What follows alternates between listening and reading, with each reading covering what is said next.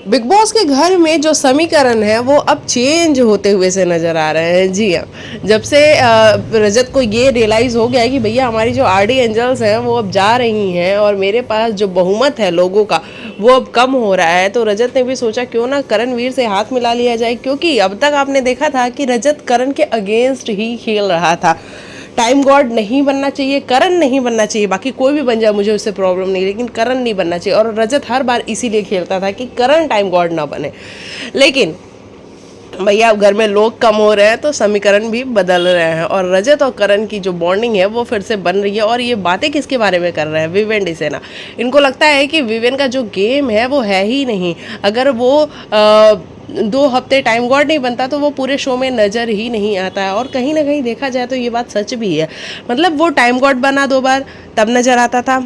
Starting के days में जब अविनाश जेल के अंदर था तब विवेन का बहुत बड़ा कंट्रीब्यूशन था, क्योंकि विवेन ही वो बंदा था जो कि राशन लेके आता था, बाकी कोई नहीं जाता था राशन लाने के लिए। विवियन ही अविनाश से बातें करके राशन लेके आता था। तो स्टार्टिंग के डेज में कंट्रीब्यूशन था, लेकिन उसके बाद चाहत के साथ भी लड़ाई झगड़े थे, लेकिन चाहत को भी उन लोगों ने इग्नोर करना शुरू कर दिया कि भैया हमसे फुटेज मिलती है चाहत को, जबकि विवियन को ये सोचना चाहिए कि फुटेज तुमको भी मिलती है भाई, ऐसा नहीं है कि सिर्फ चाहत को ही फुटेज मिलती है, तुमको भी मिलती है। लेकिन इनको लगा कि हमारी वजह से चाहत को फुटेज मिल रही है। तो ये सारे समीकरण अब बदल रहे हैं और रजत कहीं ना कहीं करण की गैंग में शामिल हो रहा है। भैया चीज़ें बहुत अलग तरीके के घूम रही हैं और जो समीकरण भी हैं वो काफ़ी अलग अलग बन रहे हैं। तो देखना बड़ा ही दिलचस्प होता जा रहा है गेम अब।